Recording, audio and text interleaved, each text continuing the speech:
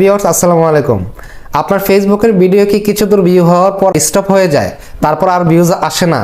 তো এই প্রবলেমটি কেন হয় আমি এখন আপনাদেরকে হাতে কলমে দেখিয়ে দিব। আর আপনি যদি একটি সেটিংস অন করে দেন তাহলে এই প্রবলেমটি আর থাকবে না, আপনার ভিউজ বাড়তেই থাকবে।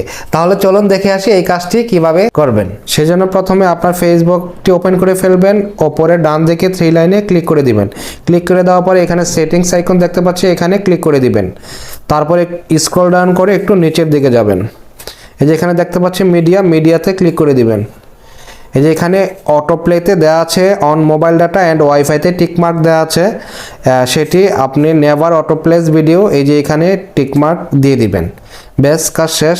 এই টিকমার্ক দেওয়ার কারণে আপনার ভিডিও আপনার নিজের মোবাইলে অটো প্লে হবে না, অর্থাৎ আপনি যখন আপনার মোবাইলে ফেসবুক স্ক্রলিং করতে থাকেন তখন আপনার ভিডিও আপনার মোবাইলে প্লে হতে থাকে, যার কারণে ফেসবুকের অ্যালগরিদমের কারণে আপনার ভিডিও ভিউজ অটোমেটিকলি কমে যায়। এবং কেউ আপনার ভিডিওতে কমেন্ট করলে আপনি যদি কমেন্টটি দেখতে যান সেক্ষেত্রে আপনার ভিডিও প্লে হতে থাকে আপনার মোবাইলে। তো আপনার ভিডিও আপনি নিজে ভিউ করার কারণে অটোমেটিকলি আপনার ভিউজ কমে আসে।